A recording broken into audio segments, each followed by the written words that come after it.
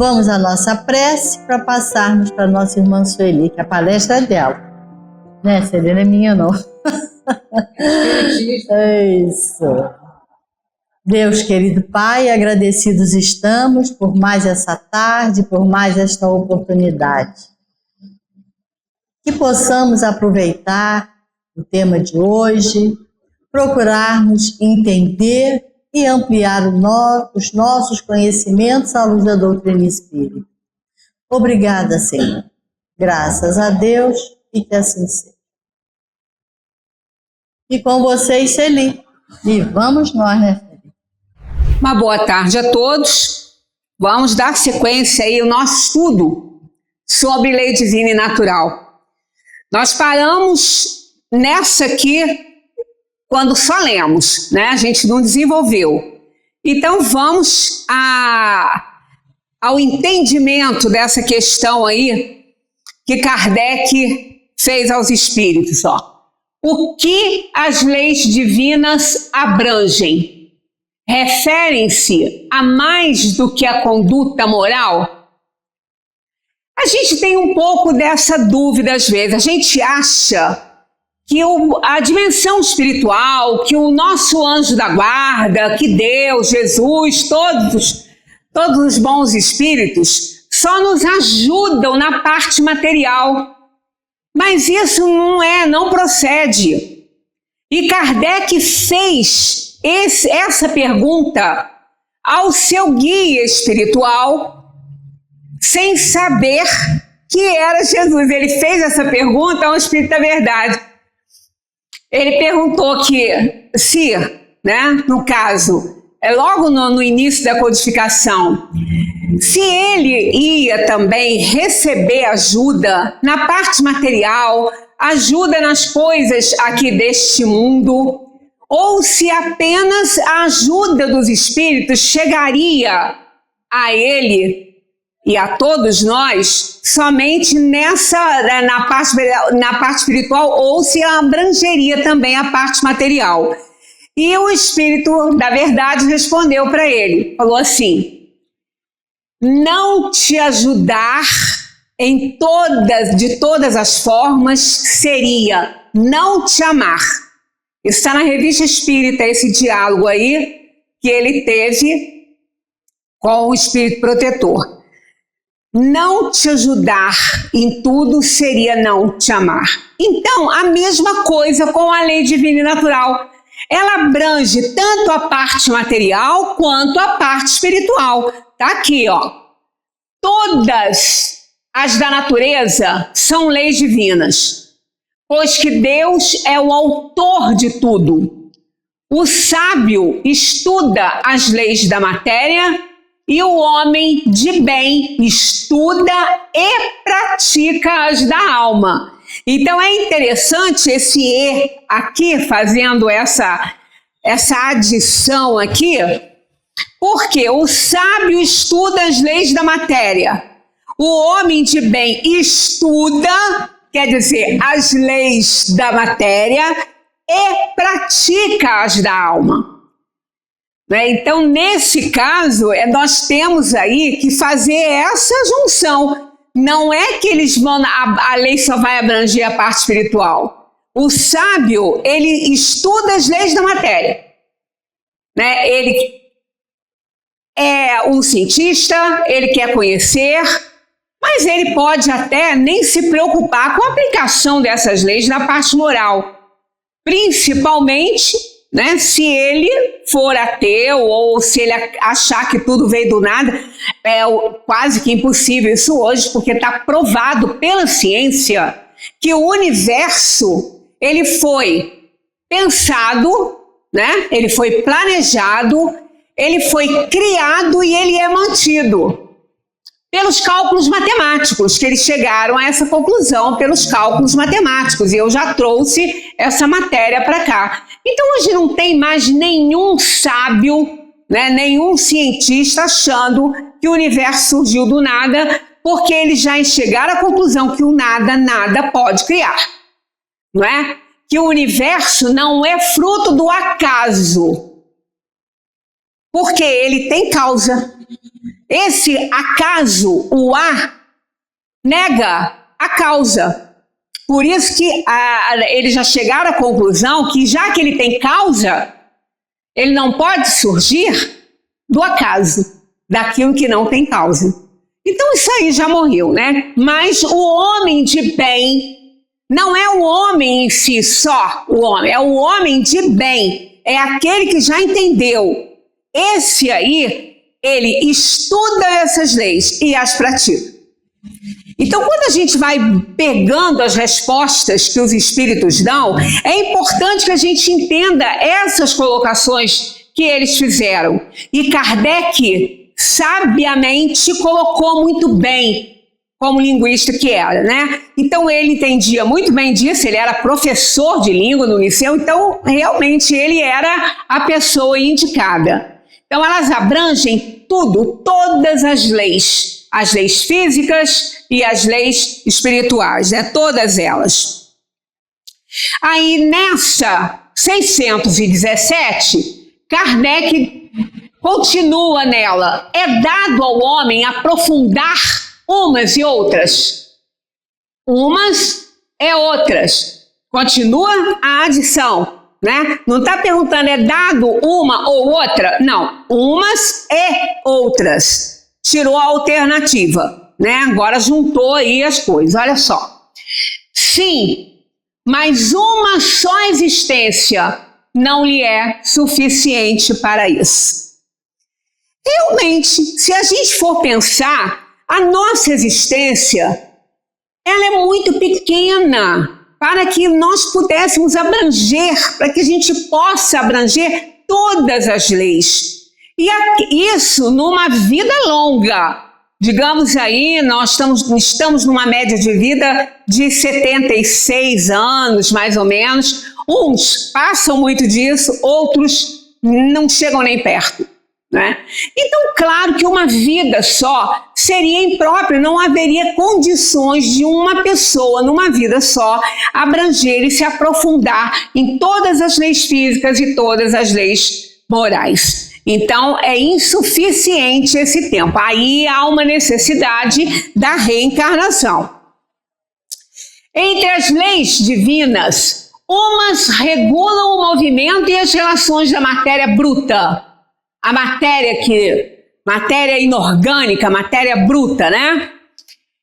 E as relações dessa matéria bruta, então, com as leis físicas, cujo estudo pertence ao domínio da ciência. E a sua história envolve a descoberta dessas leis. Então, entre as leis divinas, que regulam o movimento e as relações da matéria bruta, as leis físicas, cujo estudo pertence ao domínio da ciência e envolve a descoberta dessas leis. Quando aqui os espíritos colocaram cujo estudo pertence ao domínio da ciência, ele não estava se referindo à ciência espírita, e sim à ciência convencional. Porque na definição de espiritismo, tem lá, o espiritismo é uma ciência de experimentação, uma filosofia com consequências morais. Então, o aspecto científico da doutrina espírita não tem a ver com o aspecto científico da ciência propriamente dita. Não é aquela ciência. Aquela ciência precisa de matéria. Já a ciência espírita, ela elucida, mostra através das experiências a atuação da matéria quintessenciada, que é o espírito. Que a gente, mas é matéria quintessenciada, já deixou de ser matéria há muito tempo, né? E a própria matéria que nós conhecemos, ela não é densa quanto a gente pensa. Se pegarmos qualquer pedaço de matéria, de material, pedaço de barro, pedaço de madeira, qualquer coisa, e colocá-lo aquilo ali, né, em aparelhos que vão aumentar, nós vamos ver uma coisa toda esburacada. Nós vamos ver mais espaços vazios do que cheios. Então ela não é nem densa, a matéria que a gente conhece aqui no mundo, nem densa é. E aí vale a pena pensar que nós só conhecemos 5% da matéria do universo. Porque os outros 95% é matéria escura, que ninguém nem sabe o que tem ali. E somente, se a gente for analisar mesmo, só 1% dessa matéria pode ser estudada porque ela é composta de hidrogênio. Os outros 4, outros gases. Então, só 5%, quer dizer, 95% da matéria do universo não se conhece. Então, como que se pode alguém, pode alguém afirmar que não existe nada além disso aqui? Se a gente não conhece nem 10% da matéria que compõe os universos, não é nenhum só, porque a gente só conhece 5%. Na verdade, 1. Vamos contar aí, porque os outros 4 não são tão conhecidos assim como a gente pensa, Então, esse estudo é da ciência convencional, que estuda a matéria bruta. Não é a ciência espírita, que a ciência espírita, ela estuda os fenômenos espíritas. Ela estuda o mundo dos espíritos. A dimensão, trocando de mundo para a dimensão que é mais apropriado, estuda a dimensão e a atuação dessa inteligência que não tem essa matéria que a gente conhece. Então, a ciência espírita, através das experimentações, através das comunicações mediúnicas, que trouxeram uma visão diferente, aí entra um aspecto filosófico da doutrina, que trouxe uma visão diferente, porque trouxe descortinou, levantou o véu de algo que tão grandioso, que ninguém consegue ser da mesma forma depois que conhece a dimensão dos espíritos e o que acontece nela. É por isso que ela tem esse caráter filosófico, porque muda-se o comportamento, o modo de pensar, a visão se amplia e, por consequência, nossos sentimentos e pensamentos se transformam. E aí nós, puxando a ciência empurra para a filosofia, a ciência espírita leva ao aspecto filosófico e esse aspecto filosófico leva às consequências morais. Porque aí nós vamos ver, a gente fica imaginando, A boa notícia que eu posso dar para vocês é que vocês não vão morrer. Nunca. Somos imortais. Só o corpo que vai. Essa é a boa notícia. E a outra que não é tão boa é que nós vamos continuar convivendo com os nossos desafetos para a eternidade. Não é melhor reparar de uma vez? É melhor. Porque a boa é que a gente não morre, mas os nossos desafetos e inimigos também não morrem. E nós vamos nos encontrar com eles. Essa é que não é tão boa assim, Então é por isso que Jesus falou: reconciliai-vos com os seus adversários enquanto estáis a caminho. Porque a gente só leva para o outro lado. Agora eu estou me lembrando de uma pergunta que um senhor chegou lá naquela reunião que o Chico Xavier fazia, de psicografias e tudo, e da notícia da dimensão espiritual. Chegou um que ele conhecia de muito tempo ali, nas redondezas, para perguntar ao Chico como é que o pai dele estava na dimensão espiritual. Aí o Chico olhou para ele e falou: bebendo. Bebendo. Porque ele bebia muito, ele morreu por conta da bebida. Aí vocês devem estar perguntando: ué, mas tem órgão no perispírito para beber? Tem boca? Não. Ele sorve a energia de quem bebe. É aí que está o problema. É por isso que uma pessoa que carrega vícios, ela tem tanta dificuldade em se livrar dos vícios. Porque ela é alvo desses espíritos que desencarnaram com esses vícios. E eles se aproximam daqueles que têm esses vícios para que eles possam sorver essas substâncias. Sorver, não beber. Então, de certa forma, para o espírito, ele está bebendo. Né? Ele está bebendo, ele está sorvendo a energia daquele álcool. Então, foi a resposta que o Chico deu para ele, bebendo. Então, quando nós passarmos para a dimensão espiritual, a gente vai estar do mesmo jeito que a gente é aqui. Se a gente for egoísta, vamos estar egoístas. Continuar egoístas. Se a gente for ruim mesmo para os outros, vamos continuar tentando, pelo menos, fazer as maldades.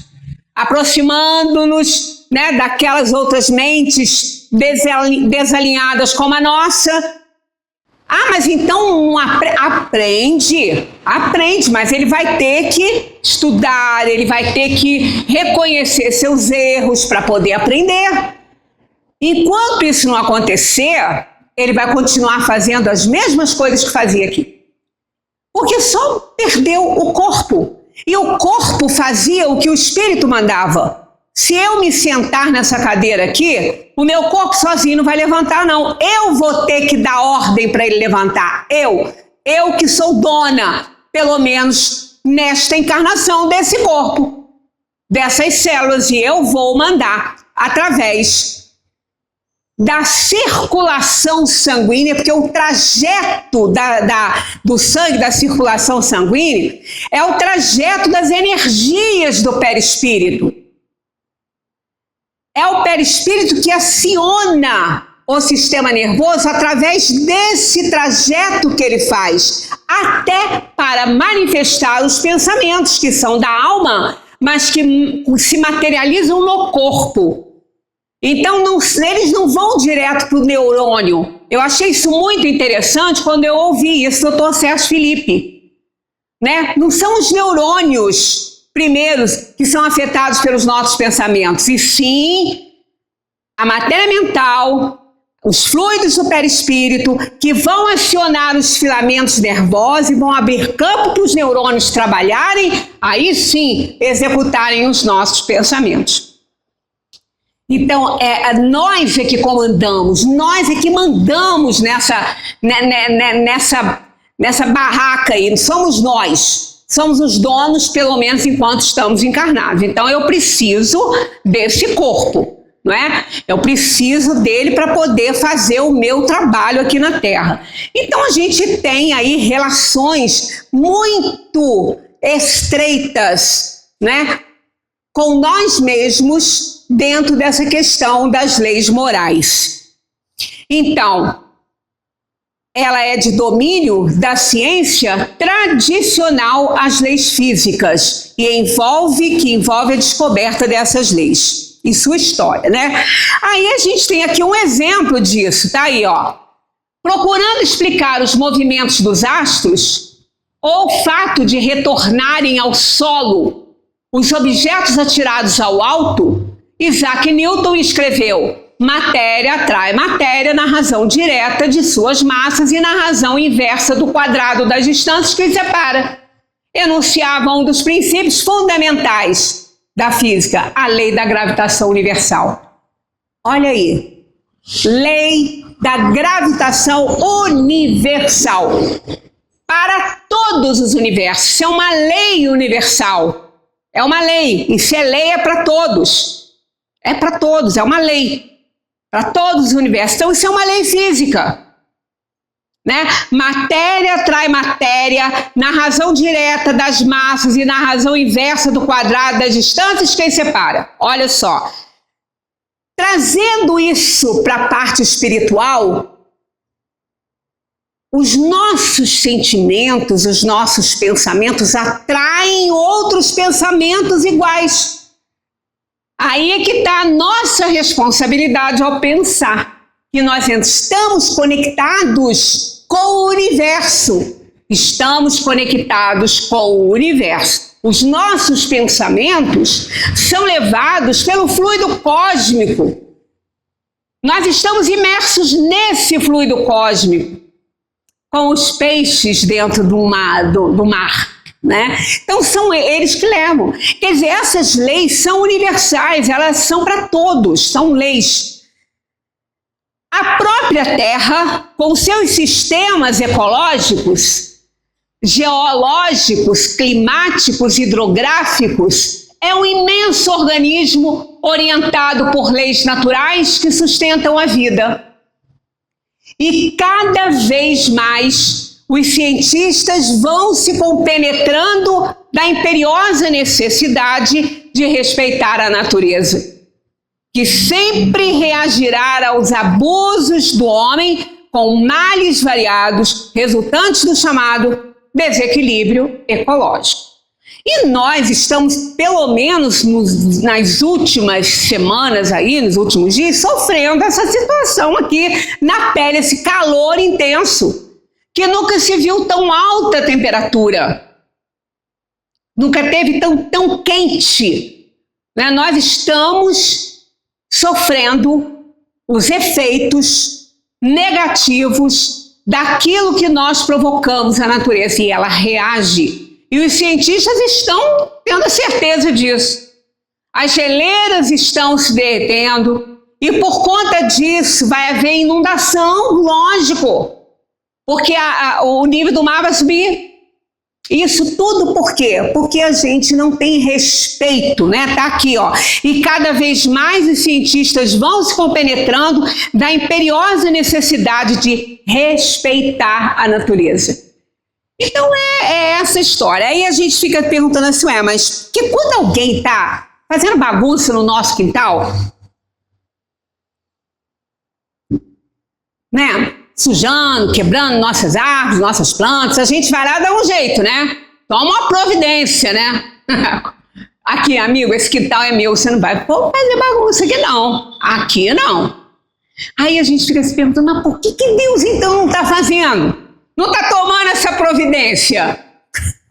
Ele está. Ele está tomando a providência bem diferente do que nós faríamos, porque Ele é Deus, é soberanamente justo, bom e absolutamente perfeito.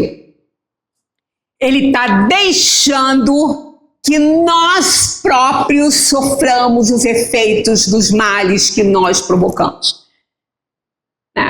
Muito mais pungente do que expulsar o vizinho do nosso quintal, porque está lá sujando nosso quintal. Ele não ia sofrer nada.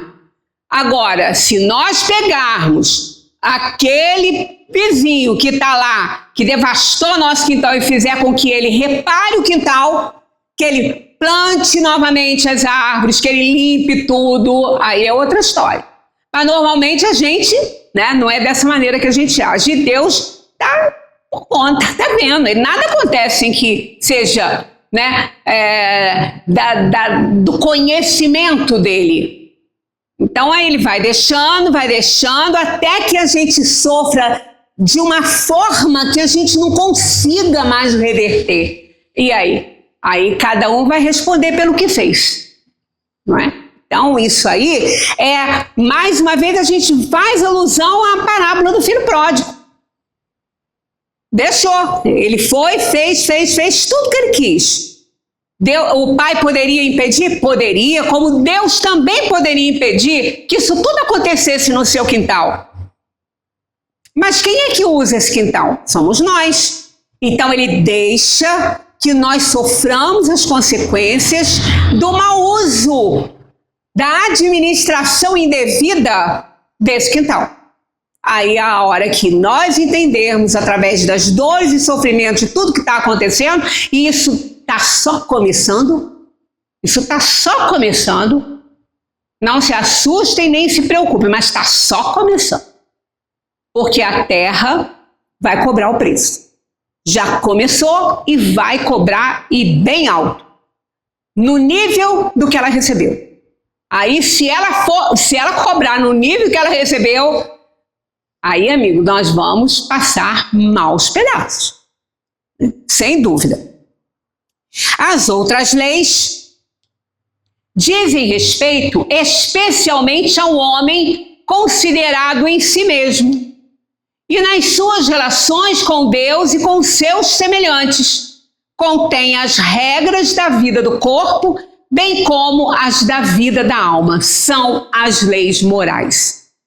Então, a abrangência é enorme. Olha o que está aqui, ó. As outras leis, que não são as físicas, né, dizem respeito especialmente ao homem considerado em si mesmo e nas suas relações com Deus e com seus semelhantes. Contém as regras da vida do corpo, bem como as da vida da alma, que são as leis morais. Nesse caso, olha só, as leis morais estabelecem todos, olha o pronome, todos, indefinido, todos, olha lá. As leis morais estabelecem todos os deveres do homem. Isso aqui tá ruim pra caramba.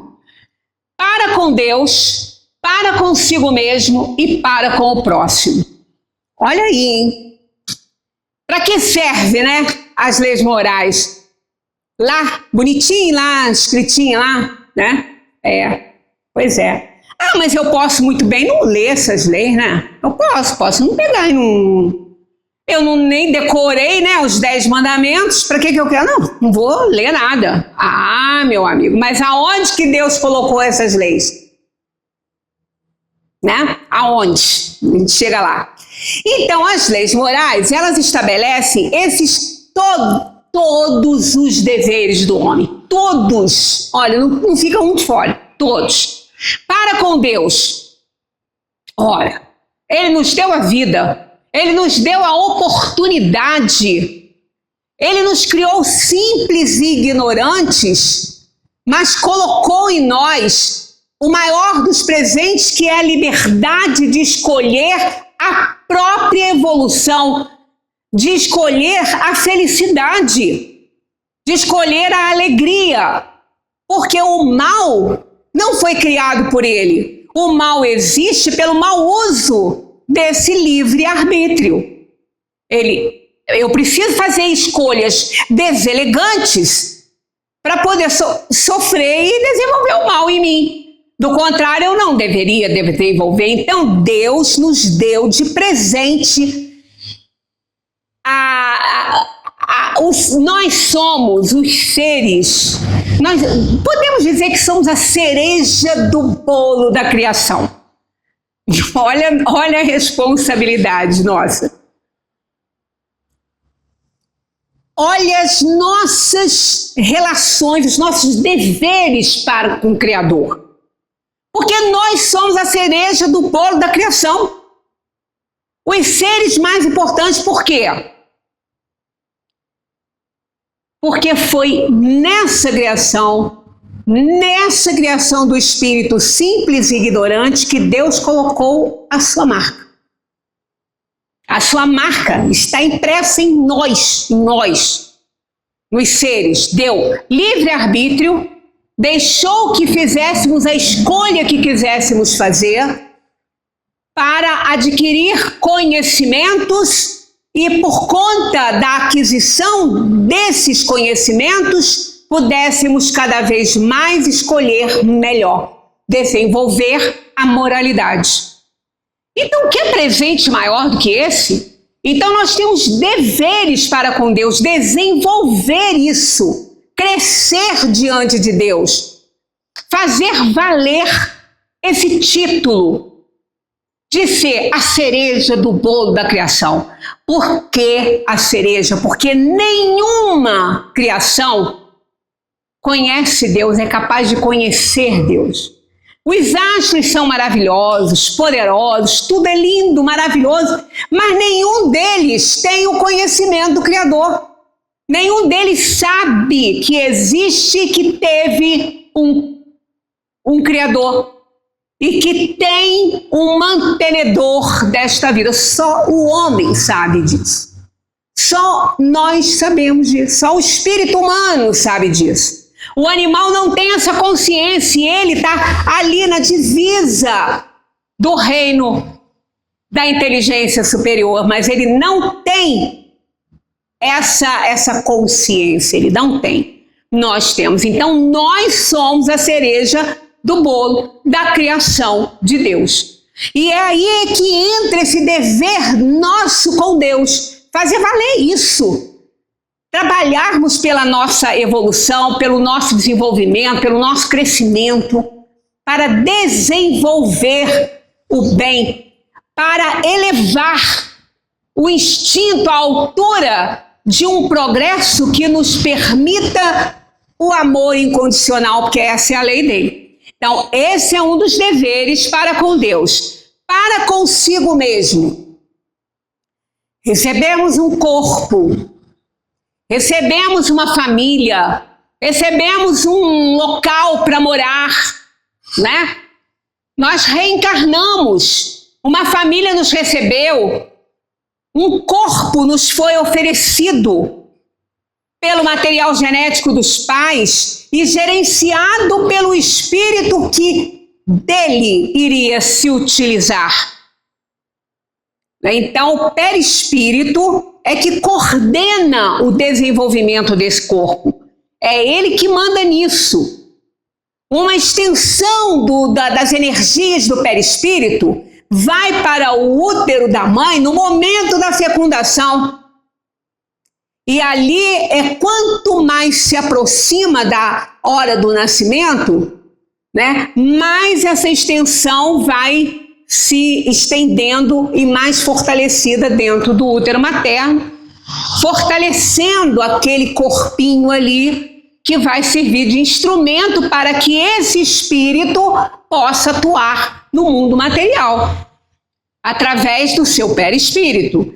Então, eu tenho esse compromisso comigo, eu tenho que cuidar desse corpo que me foi permitido ter, do jeito que ele for. Porque se ele tiver alguma teratologia, foi porque eu determinei isso com a permissão de Deus para resgatar uns erros passados. Então eu preciso cuidar desse corpo, cuidar desta vida que eu tenho, que me foi oferecida, para que eu possa garantir uma parte da minha evolução. Eu tenho esse compromisso comigo, então eu preciso zelar por ele, cuidar bem dele, tratar bem dele, assim como também do núcleo familiar que me recebeu, né, que me deu essa oportunidade. Por pior que eles possam ser, aceitaram essa oportunidade de nos trazer para cá. Então eu tenho esse compromisso comigo, cuidar desse corpo que eu preciso para, através dele, dar continuidade à minha evolução espiritual. E para com o próximo. Todos os deveres a gente tem para com o próximo. Saber que nós estamos nesse mundo aqui não para viver, e sim para conviver. E dentro dessa convivência existe a cooperação.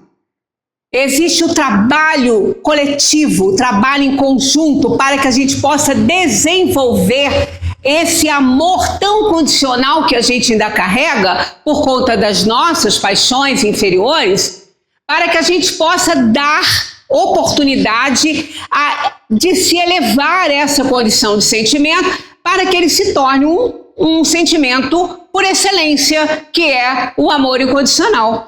Então eu preciso respeitar o próximo, e para isso eu tenho que reconhecer não os meus direitos, mas os meus deveres. Enquanto nós colocarmos o nosso direito na frente e os deveres depois, enquanto a gente fizer isso, a gente vai atrasar muito a nossa evolução. Porque nós não estamos estabelecendo todos os deveres para com o próximo. Precisamos respeitar as necessidades do nosso semelhante, respeitar isso. E trabalhar de forma a colaborar, a cooperar. E nunca tirar. E nunca diminuir a condição do próximo.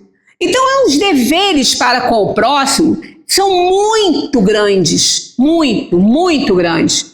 Porque há uma questão que nos impede, nesse último aí, nesses deveres para com o próximo, é onde mais atua as nossas paixões inferiores para que a gente não estabeleça esses deveres com o próximo. Se a gente deixa o egoísmo, o ciúme, a inveja, o orgulho, a cobiça e todas as paixões inferiores ficarem sem controle dentro de nós, nós não vamos conseguir estabelecer todos os deveres para com o próximo. Porque nós vamos sempre nos colocar na frente. Sempre o eu, isso é meu. Né? E se a gente chegar ao ponto de colocar os deveres nossos na frente dos direitos, aí sim, a gente coloca os direitos do outro na frente dos nossos. Ah, mas isso aí isso aí que a lei divina está mostrando. Ajuda-te que o céu te ajudará. E esse ajudar-se é ajudar ao próximo também. Todas as vezes que nós fazemos algo de bom para alguém, pelo simples propósito de fazer, nós estamos nos ajudando em dobro. Em dobro, podemos ter certeza disso. Crescemos aos olhos de Deus, crescemos aos olhos de Jesus quando a gente faz isso. Tem uma parábola no Evangelho tradicional que mostra muito bem essa questão, que é a do bom samaritano. Todos vinham caminhando, aquele homem precisando de ajuda, vinham sacerdotes, né, autoridades, ninguém, uma pessoa simples, viu o sofrimento, a dor daquela criatura, pegou aquela criatura, levou para aquela estalagem e disse ao homem: eu preciso continuar a minha caminhada, o meu trabalho, mas faça por ele tudo o que ele precisa, que eu retornarei para te pagar. Não com essas palavras, claro, né? Então ele foi o único que ajudou. Ele não perguntou qual era a nacionalidade dele, por quê, quem era ele, a idade. Ele perguntou nada. Ele viu o sofrimento da criatura, ele pegou aquela criatura e levou para aquela estalagem, onde lá ele pediu à pessoa encarregada ali que cuidasse, que fizesse por ele, que ajudasse aquela pessoa que estava necessitando, que ele, ao retornar, passaria por ali e acertaria com ele. Então isso é um dever para com o próximo. Só que a gente faz muita pergunta, né? A gente faz muita pergunta. Então, quem está com fome, não precisa responder questionário. Né? Nem porque está com fome, nem... Tá com fome, simplesmente. E por mais que a gente queira orar e ajudar, dá comida, cara. Primeiro, depois você ora para ele. O homem está com fome, a pessoa está com fome. Então, ela não vai nem conseguir fazer prece, né? Então, o tratamento que a gente tem que dar para o próximo é aquele que a gente gostaria de receber. Aqui funciona muito bem aquela mensagem de Santo Agostinho: fazer ao outro aquilo que nós queremos que se faça conosco. E é tudo que a gente quer quando a gente está em dificuldade, não é responder questionário nenhum, é receber a ajuda que a gente está precisando. Depois a gente resolve as outras coisas. Né? Então, o dever do próximo, com o próximo é grande, é muito grande. Ele abrange muitas coisas. Mas para que a gente possa estabelecer todos esses deveres com o próximo, a gente tem que começar a domar a si mesmo. A gente tem que começar a domar as nossas tendências inferiores, as nossas paixões, senão a gente não consegue fazer. A gente não consegue doar o que a gente precisa. Infelizmente, isso ainda é próprio da nossa natureza. Nós somos espíritos imperfeitos e estamos aqui para melhorar isso. Mas aí é aquela questão, a gente reconhece, mas não adianta nada reconhecer. Ah, eu sou assim mesmo, o que eu vou fazer, né? Eu sou assim, eu nasci assim, eu cresci assim, você sempre assim. É a síndrome de Gabriela, né? Não, se a gente reconhecer o que é dessa maneira, vamos lutar para melhorar um bocadinho. Que seja um pouco, mas já é alguma coisa. O que a gente não pode é se acomodar naquela situação de que eu sou assim mesmo. Né? É igualzinho ao escorpião, né? Que queria atravessar o lago e não sabe nadar, né? Aí ele pediu a rã para dar uma carona. Aí ela falou, não vou dar não, porque você vai me fisgar e eu vou morrer. Não, mas eu não vou fazer isso com você, porque você vai me ajudar, eu preciso fazer isso. Aí a rã deixou ele subir nela e ela foi. No meio do lago, ele creu. Aí ela falou, olha, foi isso que eu falei com você. Pois é, mas a minha natureza é essa. Aí ela falou, por conta da sua natureza, você também vai morrer, porque vamos morrer os dois. E é isso que acontece com a gente. Se a gente insiste em ficar na nossa natureza ali e não aprender nada, vamos morrer junto com quem a gente está prejudicando. Não tenhamos dúvida quanto a essa situação, né? As leis divinas são as mesmas para todos os mundos? Ora, se são leis divinas, tem que ser, né? Então tá aí, ó. A razão nos diz que elas devem ser apropriadas à natureza de cada mundo e proporcionais ao grau de adiantamento dos seres que as habitam. Claro, a quem muito é dado, muito será cobrado. Mas aquele que não conseguiu receber tanto, ele vai ser cobrado na medida do que ele recebeu. Então elas têm que ser apropriadas à natureza de cada mundo, a essas leis divinas, porque cada mundo tem a sua composição, a sua estrutura e o grau de adiantamento dos seres que habitam. Não adianta a gente pegar uma turminha de jardim de infância e querer ensinar para ele cálculos matemáticos. Não adianta isso. Ele não vai aprender. Ele tem que fazer um caminho. Então as leis divinas são as mesmas, elas têm que ser apropriadas ao mundo e ao adiantamento dos seres que habitam nesse mundo. Deus proporcionou a todos os homens os meios de conhecer a lei. Lá, de novo, o nosso pronome definido. Ó. Proporcionou a todos, quer dizer, todos, quer dizer, todos que existem no universo. Não é só na Terra, não. A gente tem uma mania de achar a Terra a única coisa. Não, é o universo, é o universo. A gente já sabe que existe muita coisa, ou a maior parte está fora daquilo que a gente conhece aqui na Terra, né? E eles respondem, todos podem conhecê-la, mas nem todos a compreendem. Os que melhor a compreendem são os homens de bem e os que desejam pesquisá-la. Não obstante, todos um dia compreenderão porque é necessário que o progresso se realize. Então, olha só, a gente precisa querer conhecer para poder compreender. Senão não adianta. É igual a gente querer ajudar alguém que não quer ser ajudado. Né? Como que você vai ajudar uma pessoa que não quer ser ajudada? Ela não quer, você tem que respeitar.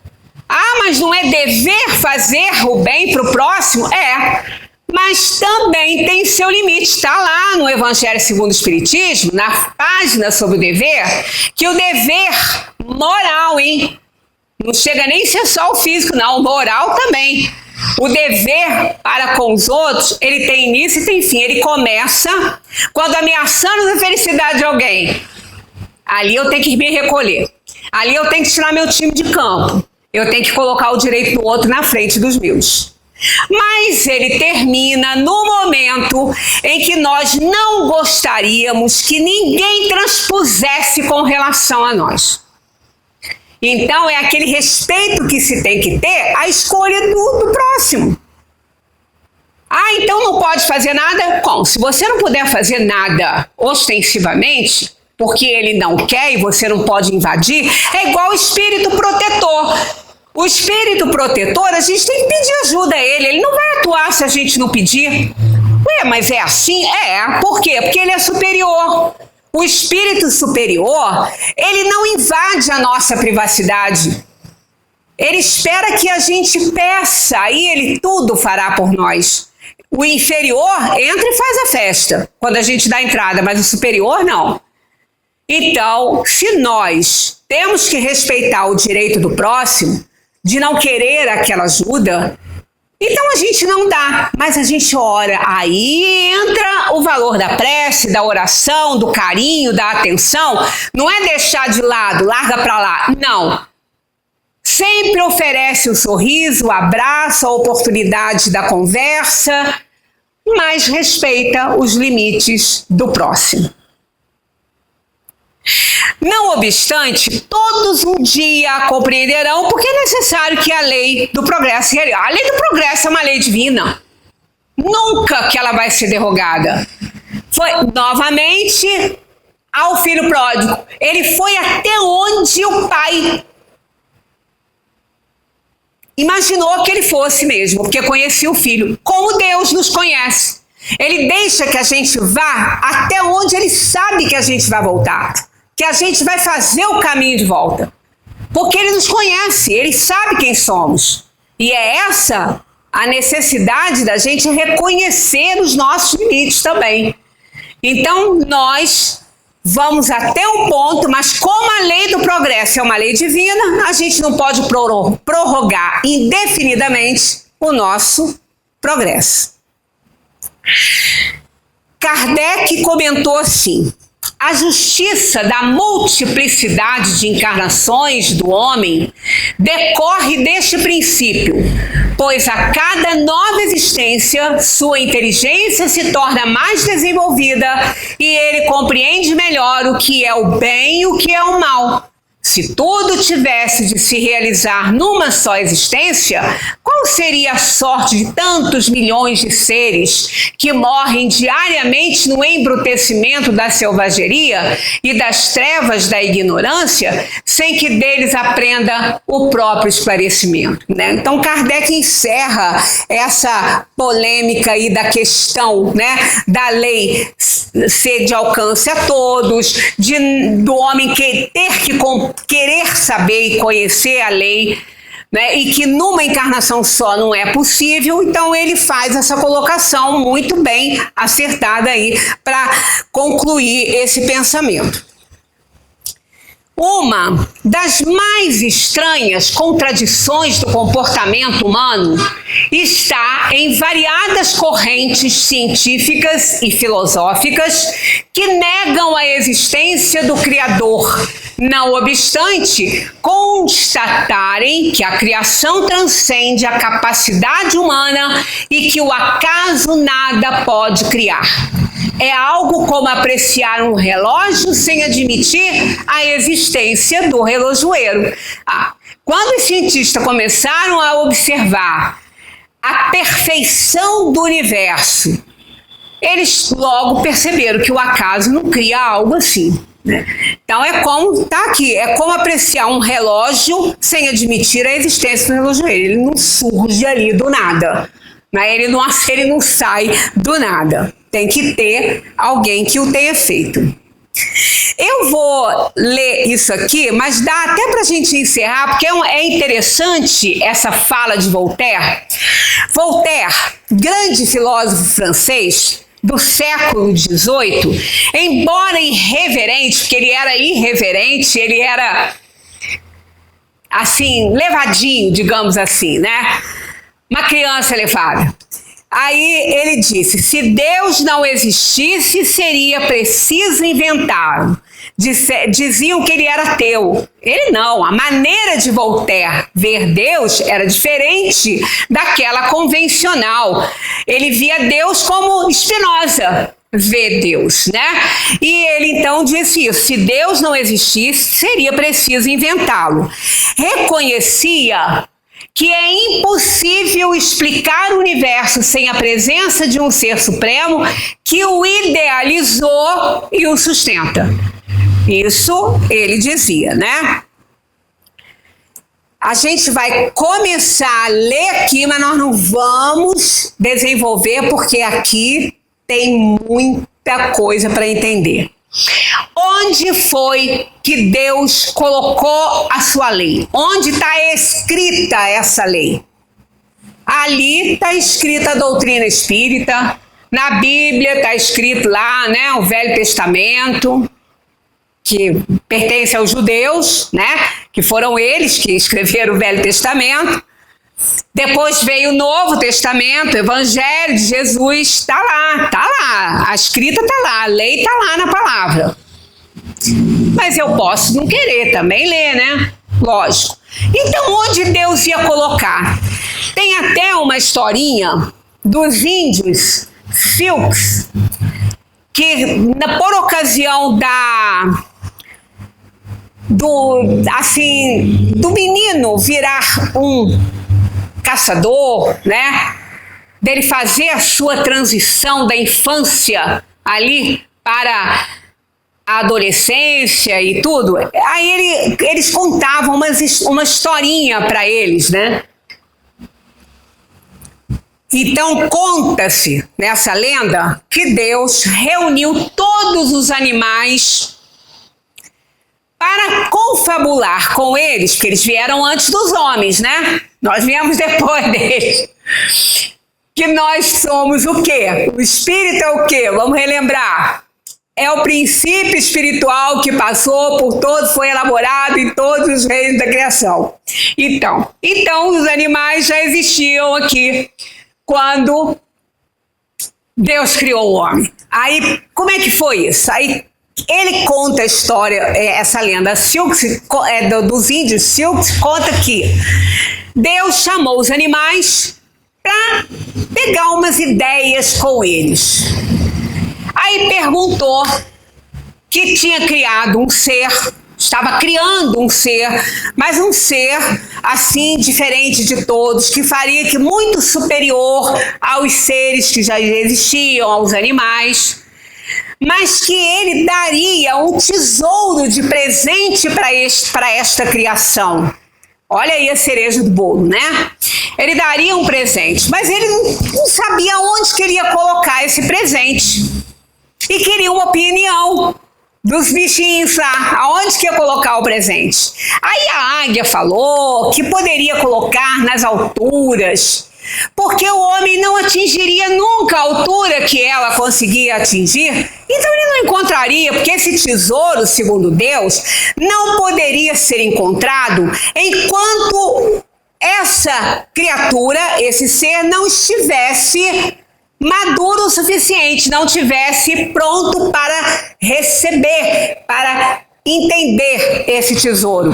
Então a águia sugeriu nas alturas, claro que aí, né, os peixes lá resolveram lá no fundo do mar, que também, aí Deus foi tirando isso aí. Não, o homem, esse ser vai ser tão inteligente que ele vai alcançar as alturas, ele vai ser tão inteligente que ele vai alcançar o fundo do mar. Aí foram dando as ideias e todas elas Deus descartando por conta que ele sabia que esse ser ia alcançar um nível de inteligência capaz de conseguir tudo e ainda encontrar o tal tesouro antes da hora. Aí o tatu, essa lenda é grande, tem muito tempo que eu li, não estou com detalhes, mas em resumo é isso. Aí o tatu chegou e falou assim, eu quero dar a minha opinião. Aí os outros começaram a fazer bullying, né, com o tatu, que ele é só um buraqueiro, não sabe fazer nada, não sabe falar nada, só sabe cavar buraco. Ele falou assim, mas eu quero dar a minha opinião. Aí Deus propôs, então, fale, tatu. Onde você acha que eu devo colocar esse tesouro para que o homem possa encontrá-lo só quando ele estiver preparado? Eu tenho que colocá-lo num lugar que ele jamais vai procurar, só por conta da necessidade, que aí ele vai estar preparado. Aí o tatu falou assim, coloca dentro dele, que dentro dele é o último lugar que ele vai procurar esse tesouro. Coloca dentro dele. E foi exatamente dentro dessa criação que Deus colocou o seu tesouro. Qual é o tesouro? A consciência. Por quê? O homem é o único que tem consciência. Os animais não têm. Por isso que eles não reencarnam. Porque eles não têm consciência, eles não têm como assimilar que viveram naquela casa. Eles não entendem isso, eles são guiados puramente por instinto. E o único que tem consciência é o ser que Deus criou à sua imagem e semelhança e nele colocou sua marca. Aí sim, ele colocaria então esse tesouro dentro desta criação, que quando ele tivesse preparado, que ele necessitaria, ele encontraria esse tesouro. Do contrário, ele não ia pesquisar dentro de si mesmo. Então, onde está escrita a lei de Deus? Na consciência. Encarnados, somos um universo em pequena escala, onde se manifestam leis físicas e morais, atuando simultaneamente em nossa organização corporal e espiritual. Vamos partir daqui, semana que vem. Semana que vem é terça de carnaval. Nós funcionamos normalmente e vamos dar continuidade aqui ao nosso estudo. Vamos trabalhar essa questão. Como escreveu lei? Como é que ele escreveu lei? Né? E na consciência? O que é isso? O que é consciência? Então, vamos partir dessa 621 na terça-feira que vem para a gente estudar aí onde nós podemos ler a lei de Deus. Muita paz para todos.